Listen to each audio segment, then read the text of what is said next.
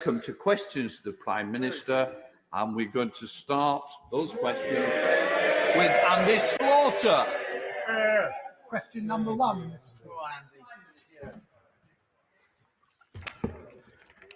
Mr. Speaker, while Sunday's result may not have been the one we were all hoping for, I know that the whole House will want to congratulate Gareth Southgate and the England squad for their fantastic achievements over the last month. The nation is proud of each and every one of them.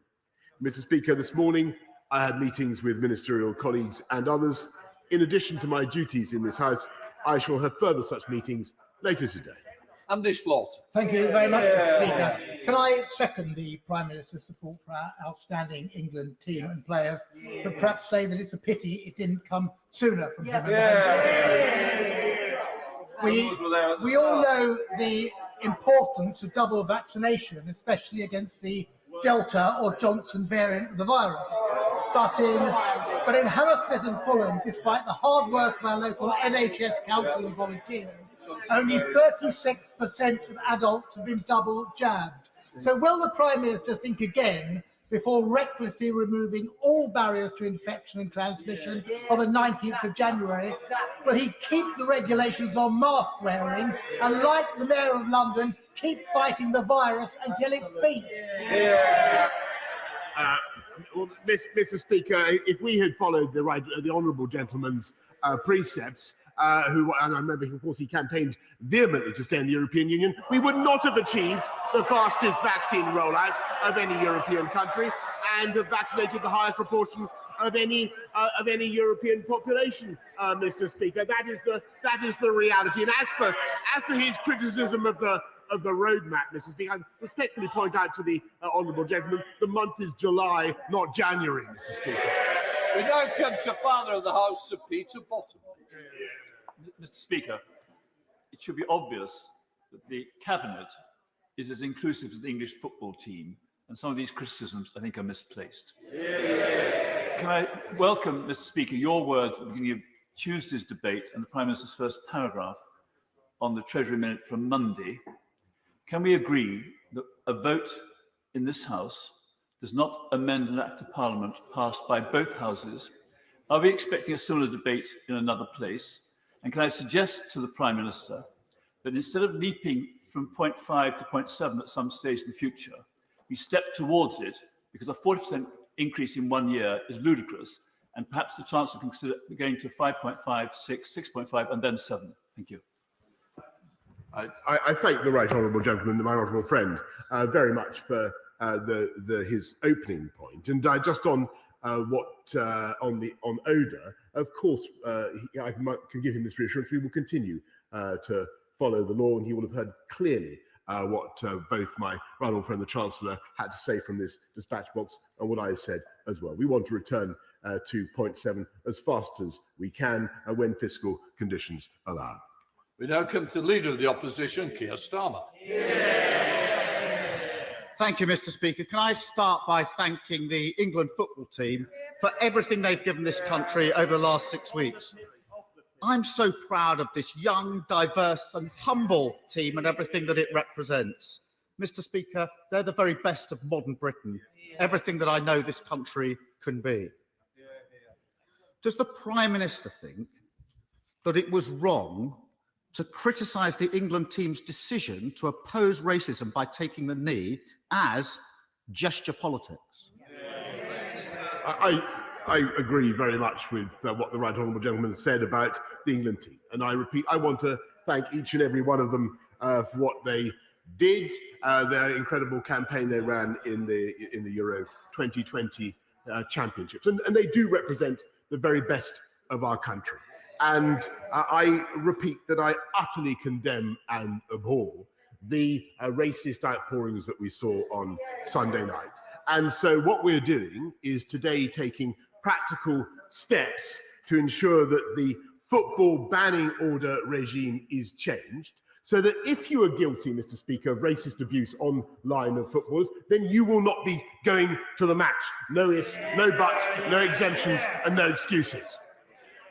Yes, Starmer. Mr. Speaker, I'm sorry, that just won't wash. And it rings hollow. On the 7th remind the Prime Minister and the House, on the 7th of June, the Prime Minister's spokesperson said this: on taking the knee specifically, the Prime Minister is more focused on actions rather than gestures.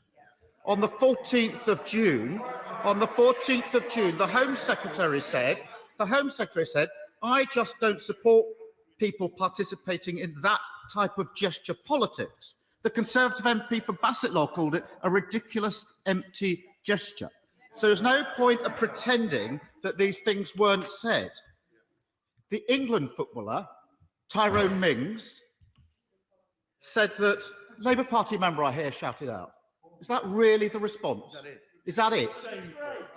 Tyrone Mings said, and the House might want to listen, he said this: labelling anti-racism messages as gesture politics serve to stoke the fire of racism and hatred. Prime Minister, they're powerful words from someone who has himself been subjected to racist abuse. He's right, isn't he? Mr. Speaker, I want to reiterate my support, our total support for our fantastic England team, and I support them in the way that they show solidarity with their friends who face racism, Mr. Speaker. But when he talks about the Home Secretary, let me just remind him that my right honourable friend, the Home Secretary, has faced racism and prejudice all her career of a kind that he can never imagine, and she has taken practical steps to get black and minority officers into the police in record numbers. In fact, Prime Speaker, I am... Sorry to interrupt you. I want to hear the Prime Minister. If his own side don't want to hear him, I'm sure the tea room will accommodate them. It's very important to listen to what the Prime Minister's got to say. Have you finished, Prime Minister? Are you okay? Yeah. Keir Starmer.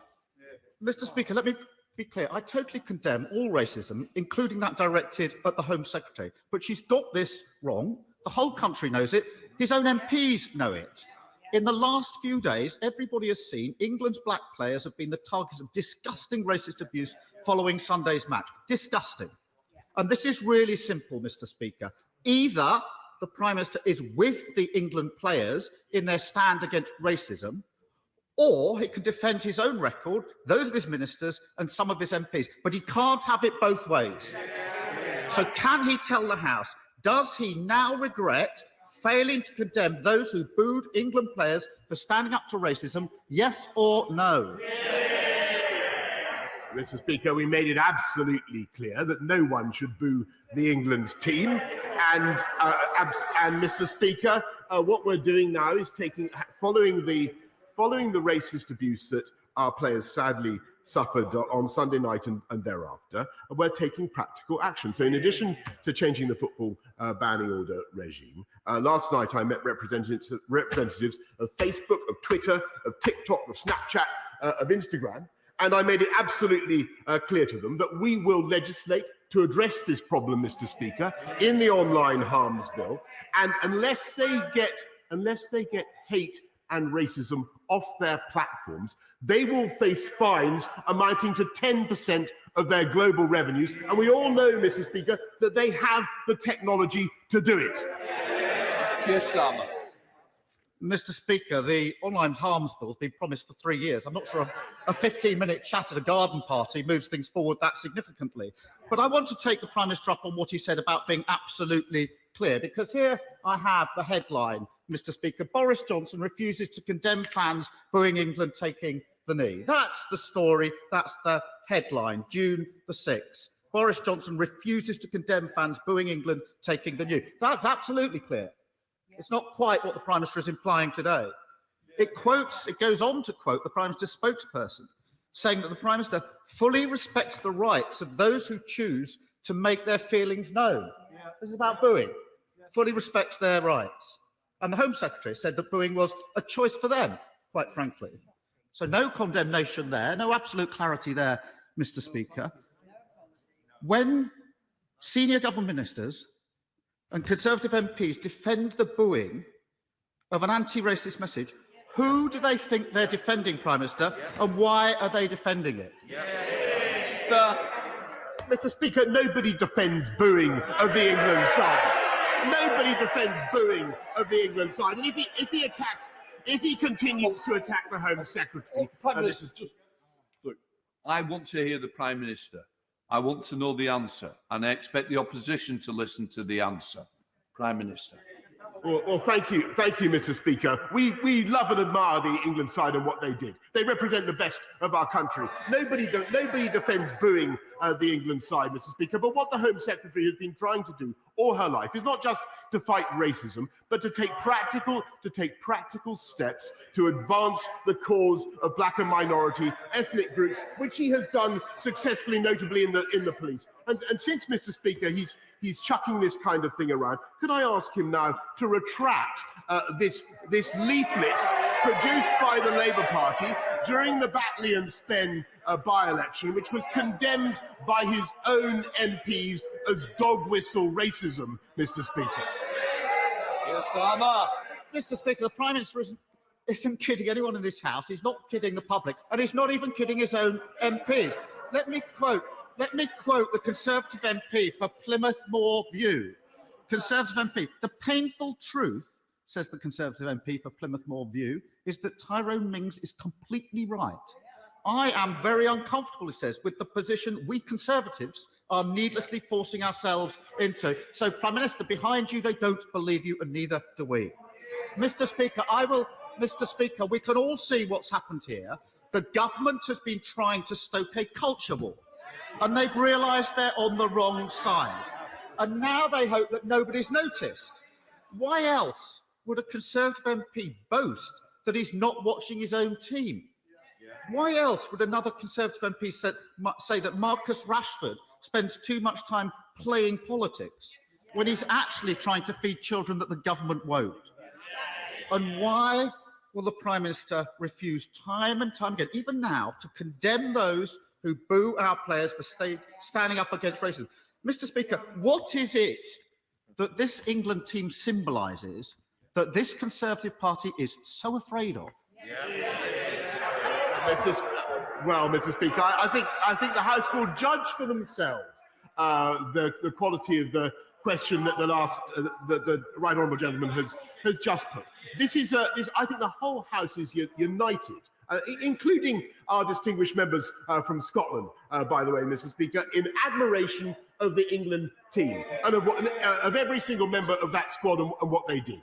And we stick up for them, Mr. Speaker. And what we're doing is taking practical steps to fight racism, changing the football banning order regime, fining the online companies. And by the way, we will use more legislation if we have to, just as we use the threat of legislation, Mr. Speaker, to stop the European Super League. And we will get on. We will get on with delivering for the people of this country. We will get on with vaccinating the people of this country while they continue to vacillate.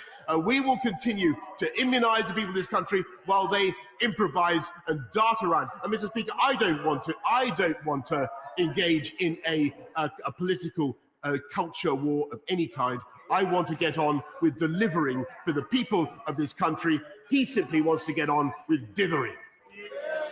Here's Starmer. He doesn't want to engage in a culture war and point scoring. Give me a break. Football's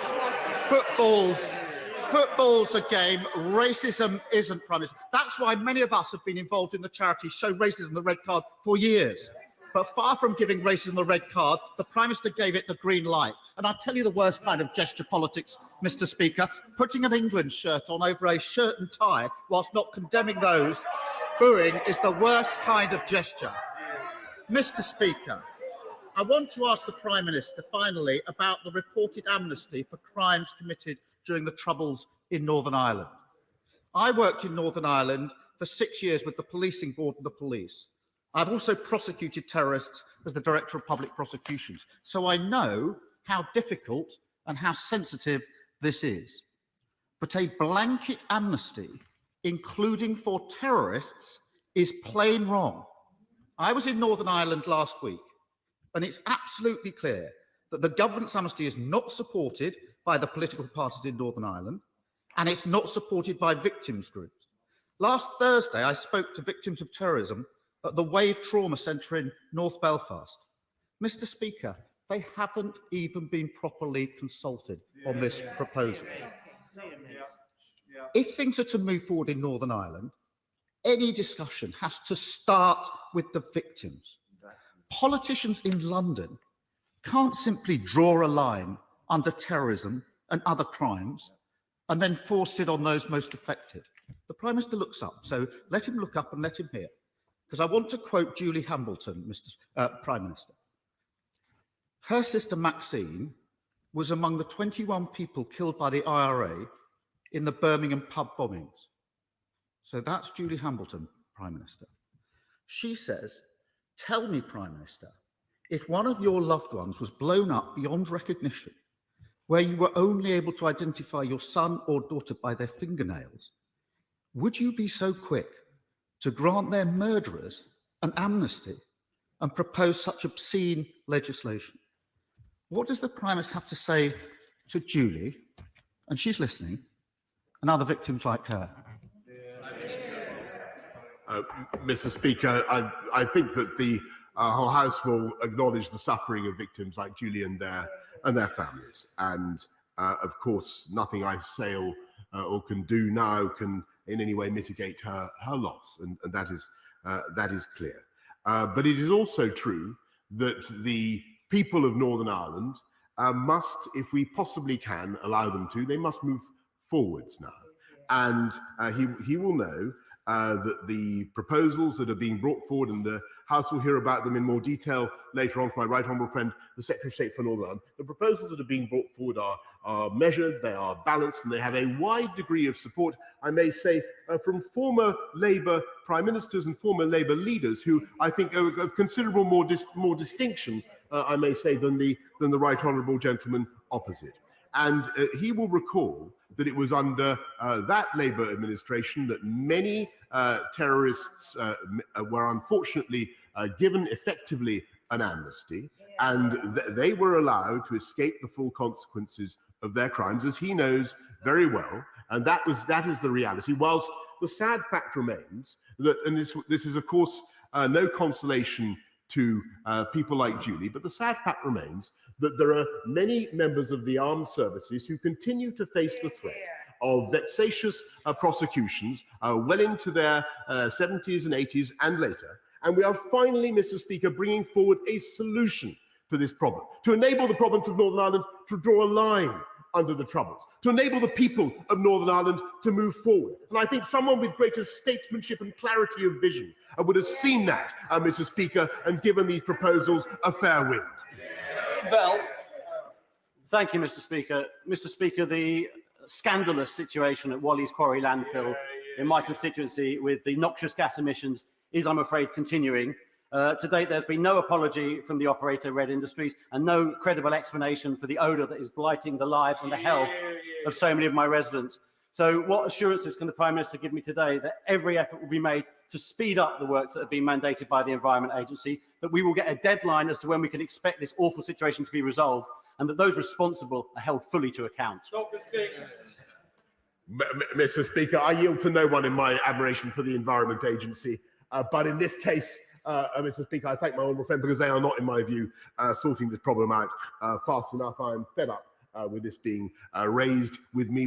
We must stop the stink, and I want the air around Wally's Quarry to be of alpine freshness before too long. Ian Blackford, the SNP leader. Thank you, Mr. Speaker. Let me begin by congratulating the England team for reaching the final, an incredible achievement. But the tragedy of the tournament was the undercurrent of racism that was ultimately targeted at three young men, Rashford, Sancho and Saka.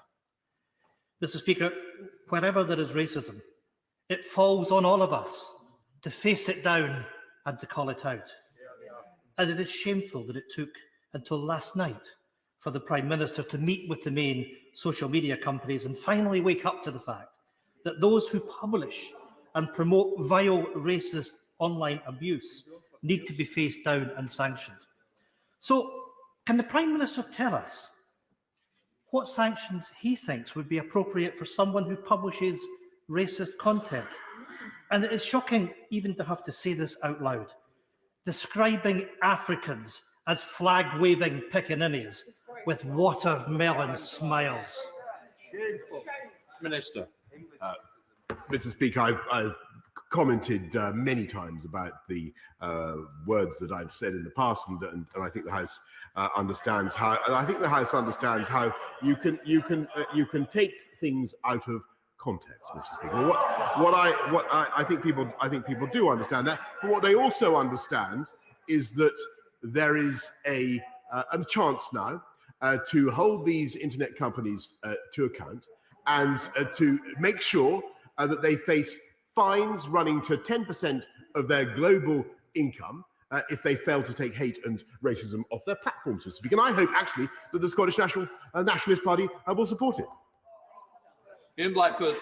You know, still no contrition, still no apology.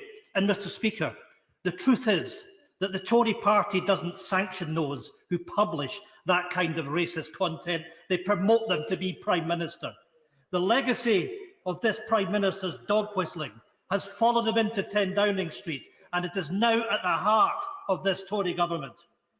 As the England International Tyrone Mings has so powerfully stated, this government doesn't get to stoke the fires of racism and pretend to be disgusted when it happens.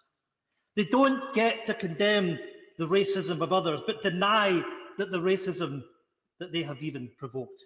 In March, this UK government's own report on racism, the Sewell report, said that there was no systemic problem in the UK. I think the England men's football team would beg to differ. After the shocking racism on show over the last week, does the Prime Minister still stand by his government's belief that systemic racism is not a problem that exists in the United Kingdom?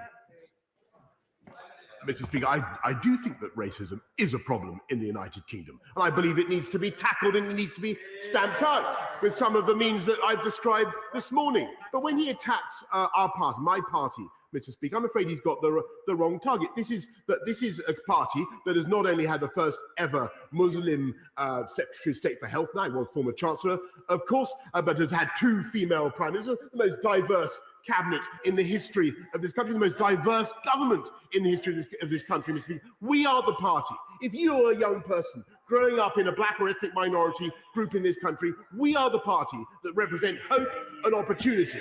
That is the reality about the Conservative Party today. Julie Moss. Thank you, Mr. Speaker. The UK is packed full of incredible innovation-led businesses capable of leading entire industries, not least in Hertford and Stortford, where we are at the heart of the innovation corridor. I know this government wants to ensure the best possible access to venture funding over multiple rounds to catapult scale-up businesses full of potential into world-beating companies. Would the Prime Minister meet with me to discuss how we can best make venture work for the scale-up community and transform some of our best ideas into some of the world's biggest businesses? I thank the honourable lady, and she knows a lot about what the subject that she mentions. This is a fantastic opportunity for this country because we do indeed produce a great many tech breakthroughs, and we're looking very much at how to make sure that we scale up fast. But don't let her forget that as I speak, there are 3 countries in the world, Mr. Speaker, that have scaled up tech breakthroughs to unicorns worth more than £1 billion, 100 unicorns worth more than £1 billion. Only 3 countries have 100 unicorns. They are the United States of America, China, and the United Kingdom. Come on about it. For over 7 years, Plaid Cymru has been calling for the gargantuan HS2 railway to be treated as an England-only project so that Wales gets our fair share. Not a single inch of track will be in Wales, but we're footing the bill. Today, the Welsh Affairs Committee backed our call, calling the UK government's categorisation of HS2 in relation to Wales as unfair and biased. Will the Prime Minister today right this wrong, respect the Welsh Affairs Select Committee and ensure that Wales, like Scotland, receives our fair share from HS2? I normally have a great deal of respect and interest in what the honourable lady says, but actually in this case, she's missed what the government is doing. for transport connectivity in Wales and to Wales, something about which I know that she's as passionate as I am. Look at what we're doing in the Union Connectivity Review with the A55, with the North Wales Railway corridor into Liverpool, and look at the M4, Mr. Speaker. Never let it be forgotten that it was the Welsh Labour government, not her fault, of course, because she's plied, but it was the Welsh Labour government, Mr. Speaker, that spent £144 million on a study, and then didn't even do the diversion. Let's go to Dr. Matthew Offord. Matthew. Thank you, Mr. Speaker. The circumstances of Jewish burials around the world is a sensitive and important issue to my constituents, and as such to me. In January 1942, the Nazis built 2 concentration camps on British soil on the island of Alderney. Conditions were appalling, with multiple deaths. However, there are just 397 recorded graves in Alderney, just 6.6% of a total population of 6,000 internees. In 1961, a British delegation undertook an inquiry into these atrocities that occurred on Alderney. Today, I ask the Prime Minister to authorise the release of all documents and information residing in the archives into those investigations, so we know what happened to thousands of people on the island of Alderney during World War II. To quote Elie Wiesel, to forget the dead will be akin to killing them again. Minister. My honourable friend makes an excellent point about the victims on Alderney. We must never forget the suffering of those who, on the Channel Islands, who suffered under occupation between 1940 and 1945. I'm told that the documents in question have been transferred to the National Archives, Mr. Speaker, but I will make sure that the relevant minister meets my honourable friend to discuss the matter further. It's Kyle. Mr. Speaker, there are currently 800,000 students self-isolating, and even after the reforms to the bubbling system, the government's failure to get the Delta variant under control means that infections rising over the summer will mean that the autumn term will be very severely affected in our schools.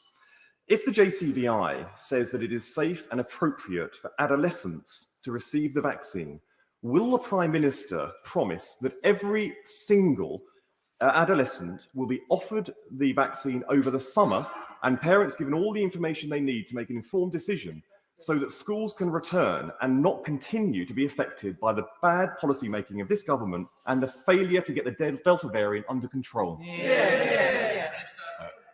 Mr. Speaker, the honourable gentleman seems to want us to relax our rules on protecting people from coronavirus. I don't think that's the right thing to do at this time on self-isolation.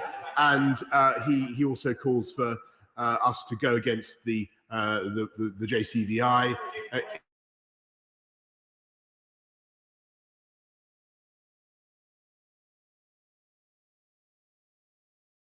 Economy rebounding and a great many job vacancies currently available. Does my right honourable friend agree that there's a tremendous opportunity emerging now to build a stronger British labour market post-Brexit and post-COVID, and that we need to help employers create jobs with better pay, more security, more opportunity for skills and career progression? Isn't that one of the keys for levelling up and ending the blight of in-work poverty? Yes, Mr. Speaker, I thank my right honourable friend, and I know how much he cares about them, and that's one of the reasons why we're not only rolling out our massive plan for jobs, but why I'm proud that under this government we've increased the national living wage by a record amount to £8.91 per hour. Let's go to Peter Grant. Peter. Thank you, Mr. Speaker. The communities of Leslie, Markinch, Echuca, Thornton, Woodside and East Reims in my constituency are all either losing or have already lost their post offices since 2019. In addition, constituents in Coltner, Balgony, Windigates, Cadham, Methil, Buckhaven and Methil Hill have all had the disruption of temporary closures or relocations, and the post office at Glenwood is currently closed until further notice. Given that the post office is 100% owned by his government, what exactly does it take for him to admit that the current trading model for the post office is not working for the people that rely on its services?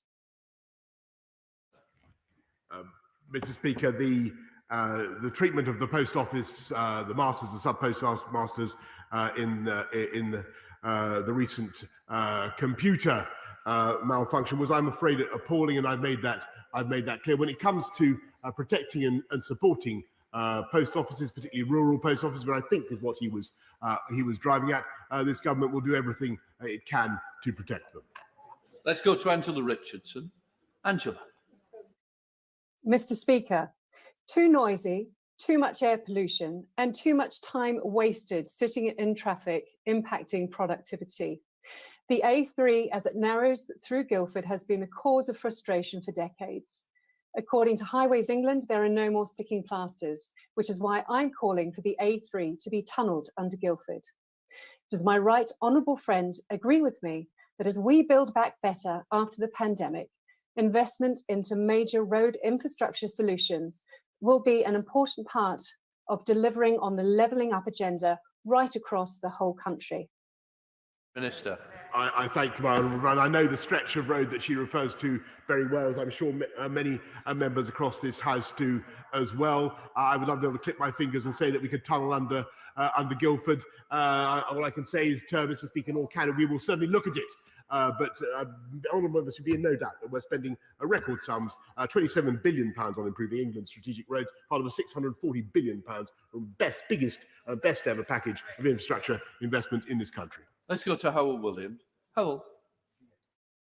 Thank you, Mr. Speaker. Many people are aghast at the potential consequences of trashing English COVID regulations in a triumphalist prime ministerial crash attack. Wales's regulations, to be announced today, are expected to take a cautious and measured approach. Will the Prime Minister make it clear that those visiting Wales this summer must stick to Welsh laws, and that on COVID regulations, he can only speak for England? Prime Minister.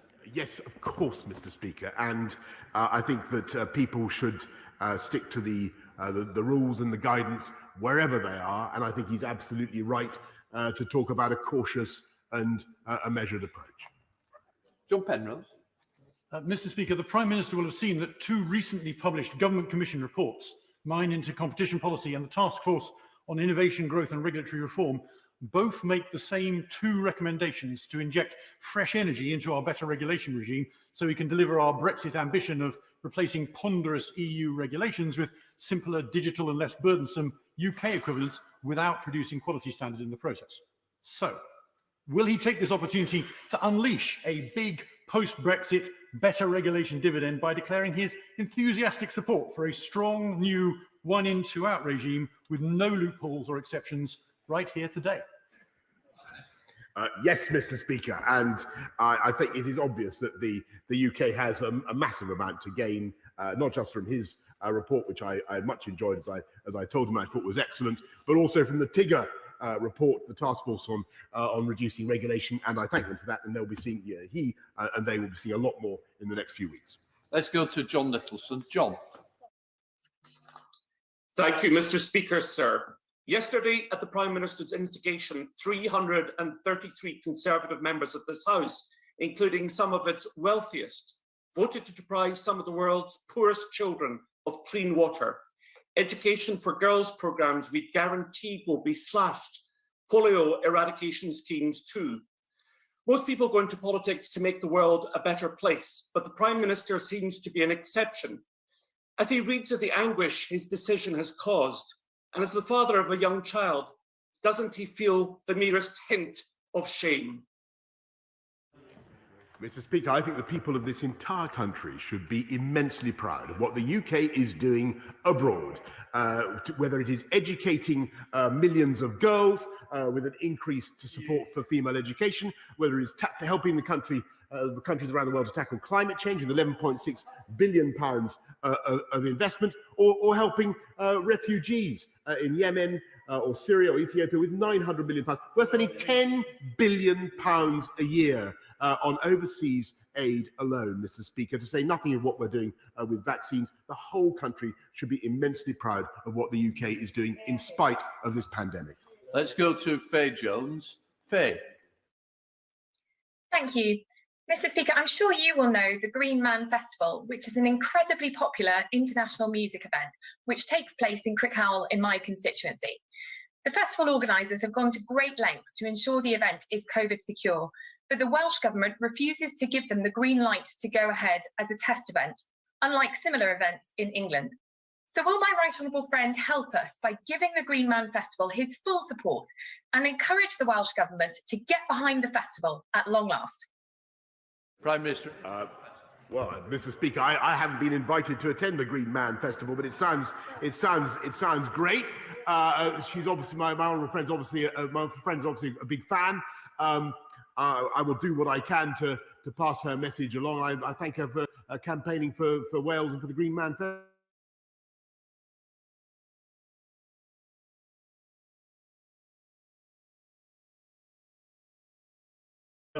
Developing antibodies against COVID. Jackie wants to live as normal a life as possible and to do everyday things like going shopping, but she's terrified and she thinks that the rapid lifting of restrictions on Monday is putting her at risk. With the Delta variant about to spike due to the government's decision to lift restrictions, particularly the requirement to wear masks in public places, what's his message to people in Jackie's situation? Will he rethink his reckless gamble of lifting all these restrictions on Monday? And yes, Jackie did support staying in the EU. Well, my message I'm sorry, obviously, for the condition that Jackie suffers, and I think that the Labour Party obviously needs to work out whether it's in favour of going ahead with step 4 or not, because it's not at all clear from what he has said or what the right honourable gentleman, the leader of the opposition, has said. They don't have a clue, Mr. Speaker. But what I can say to him is that we expect and recommend everybody, and I say this to Jackie, we expect to recommend everybody to wear a face covering in a confined space where you're meeting people you don't normally meet, and that is quite right. Final question, Nikki Aiken. Thank you, Mr. Speaker. Last week, I met with the Reading Agency that is about to launch its annual Summer Reading Challenge and hopes to reach 1 million children, primary school children, this year. What a great excuse to go to one of our brilliant libraries and take part in the COVID education catch-up. With this in mind, would my right honourable friend join me in encouraging every child across the nation to take part in the Summer Reading Challenge, pick up a book and read back better? Yes. I thank my honour. She's quite right, and there couldn't be a better campaign for the summer. We put 1.9 million of support into the reading scheme that she mentions, but of course there's 200 million going into the Holidays Activities Fund, and there couldn't be a better, more useful, happier way of occupying your time on holiday than by reading a good book, Mr. Speaker. Can I just gently say to all leaders that in the end I've had to cut off quite a few backbenchers because the amount of time that's been taken up at the beginning. Can we think about those as well? It's so important that they get their questions heard. There's no point of order from them. I'm now suspending the House for 3 minutes to enable necessary arrangements for the next business period. Order.